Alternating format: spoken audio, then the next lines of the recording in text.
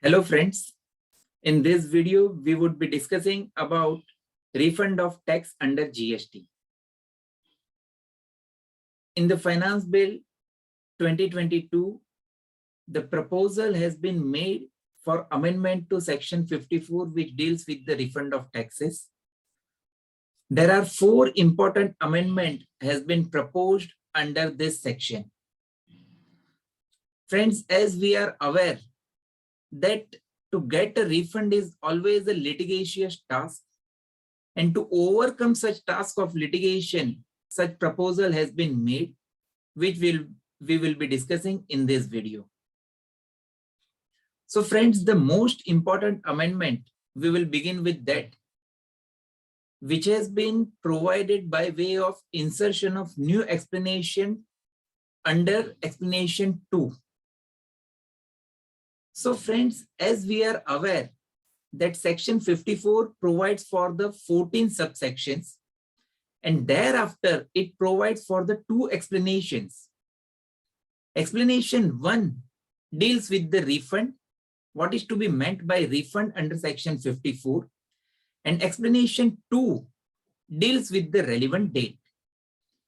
So under explanation 2, it provides the various types of cases which will get covered under the refund, and what would be the relevant date of each of the cases has been provided under explanation 2, whereby different situation has been covered under clauses A to H of explanation 2.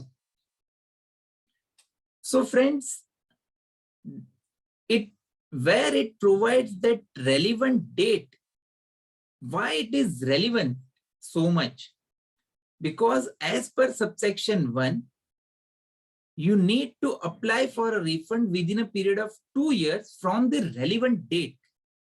So that computation of 2 years will get counted from the relevant date. So what should be that relevant date is the important one. Now friends, what is the proposal has been made? That proposal has been made that wherever refund application has been made for the refund on account of supply of goods or services to a SEZ unit or SEZ developer, then relevant date shall be the due date of filing of the return under section 39. And from that date, 2 years will be counted what has been provided under the new explanation which is to be proposed to be inserted. So friends, it is okay that yes, it is good, but the question arises why there is a need of such explanation after 4 years of the implementation of GST.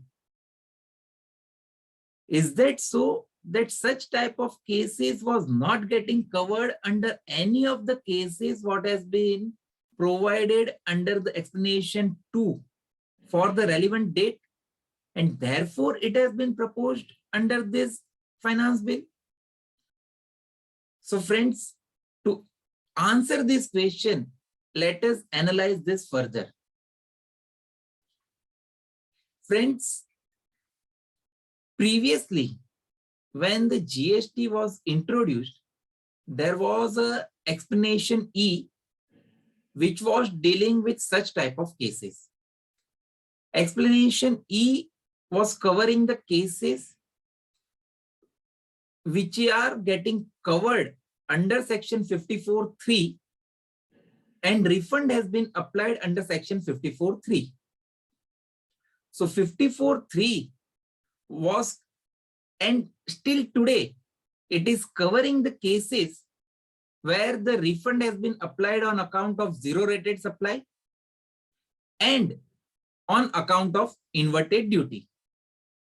So zero rated supply, we all are aware that it includes 2 types of situation. One is export of goods or services, and another is supply of goods or services to SEZ unit or SEZ developer.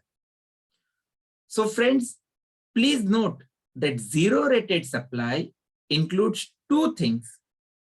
One is export of goods or services, and another is supply to SEZ unit or SEZ developer. Now, explanation E was covering such type of situations, but on 1st February 2019, explanation E was amended, and from that date, explanation E has been made applicable only and only to inverted duty. So what about the zero rated supply? What should be the relevant date for the zero rated supply?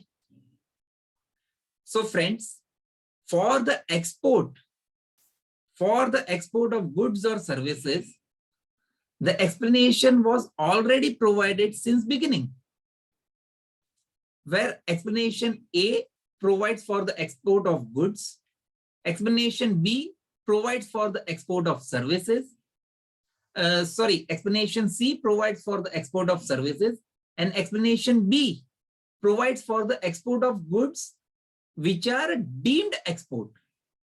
So A, B, and C is covering the cases for export of goods and services. But when from 1st February 2019, zero rated supply was excluded from explanation 2E, there was no place, especially from 1st February 2019, for the refund of GST filed on account of supply made to SEZ unit or SEZ developer, especially without payment of tax. Why it is so? So let us analyze other explanation as well. We have already discussed that A, B, and C is relating to the export of goods and services. So that is not applicable to zero rated supply, as zero rated supply is not an export. Export means outside India, and zero rated supply has been provided to SEZ unit and SEZ developer as well. So SEZ unit and SEZ developer are within India, right? So it is not going outside the territory. So therefore, export does not cover supply to SEZ unit or SEZ developer. But zero rated supply, as we have seen, it covers both export as well as supply to SEZ unit and SEZ developer. We have seen that clause E of explanation 2 was amended with effect from 1st February 2019, and thereafter it has been made applicable only to inverted duty. So what about other clauses? Clause D. Clause D is relating to the refund, where refund has been filed as per the judgment, order, decree, or any such direction provided by the authority or tribunal or by the court. So there also such refund does not get covered. Explanation F is applicable where you are applying for the refund of tax paid provisionally. Explanation G is applicable where you are applying as a recipient of service. So that is also not applicable. And explanation H, which is the general explanation, which provides for the relevant date for all the cases. And what should be that date? That date should be the date on which tax has been paid. Friends, it says that tax has been paid. Here we are discussing about the cases where goods or services has been supplied by DTA unit to SEZ unit or SEZ developer without payment of tax. So therefore, even explanation H is also not applicable in this particular case. So therefore, none of the explanation after 1st February 2019 is applicable and covering the situation where the goods and service has been supplied to SEZ unit or SEZ developer without payment of tax. So the question is that whether this time period of 2 years will not get applicable to all such cases after 1st February 2019 till the date this explanation which has been proposed to be inserted will get implemented. So friends, I believe that provisions or all the statute must be read harmoniously. Where subsection 1 of section 54 itself provides that refund shall be filed within a period of 2 years from the relevant date, then time limit of 2 years will definitely apply to all the cases. But that relevant date, since it has not been explicitly provided under the section by way of specific explanation, and therefore it shall be counted from the date when SEZ officer gives the endorsement to the assessee on his tax invoice, because that is one of the condition what has been provided under the GST statute itself for obtaining of refund. And therefore, that should be counted as a relevant date for computation of 2 years period and for making an application of refund under all such cases till the time this proposed amendment of insertion of new explanation BA comes into effect.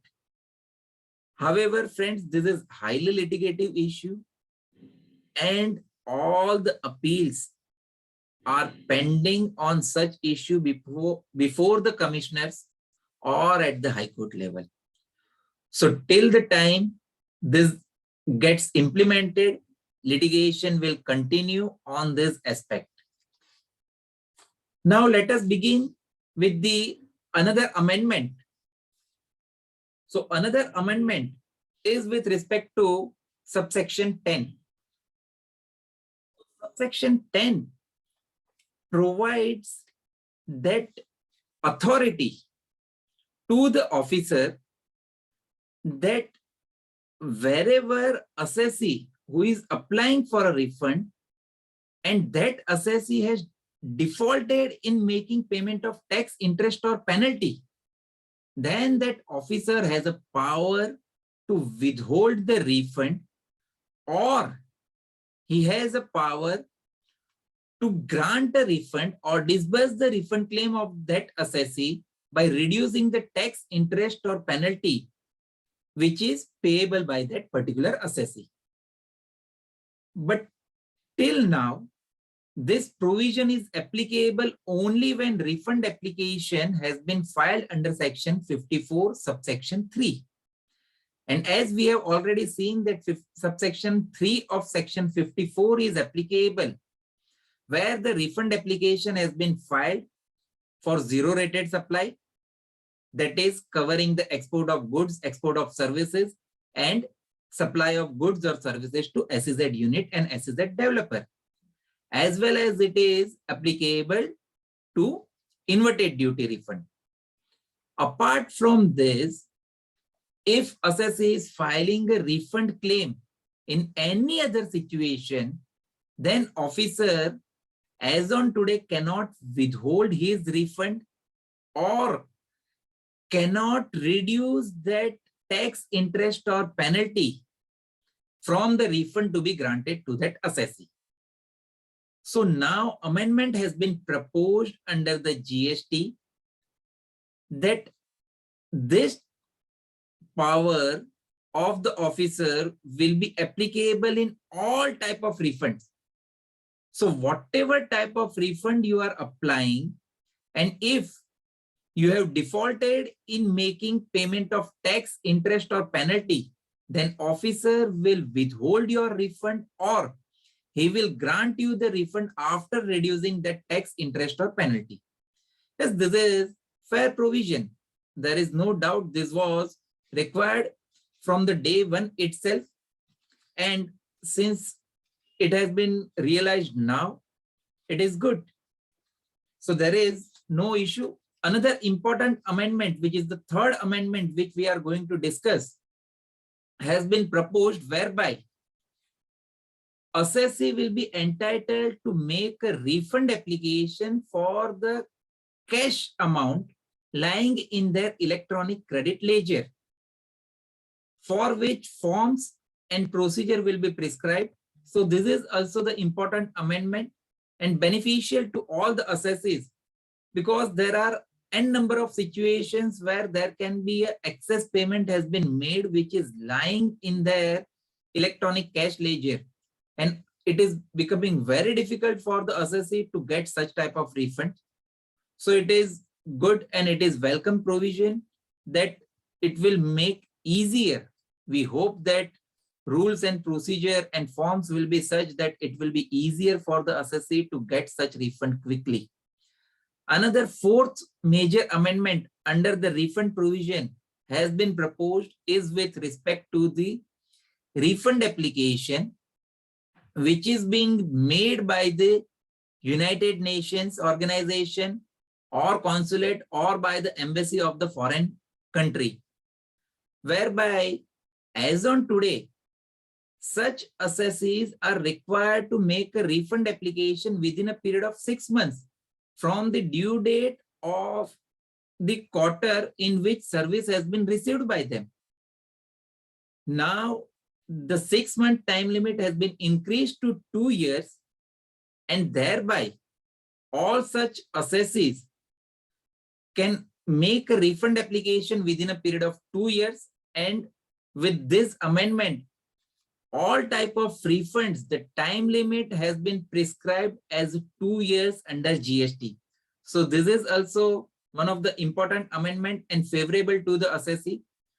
So with this, we hope that after this amendment, we will get a refund quickly and hassle-free refund. Let us hope for the same. With this, we are concluding our video. Thank you. Thank you so much.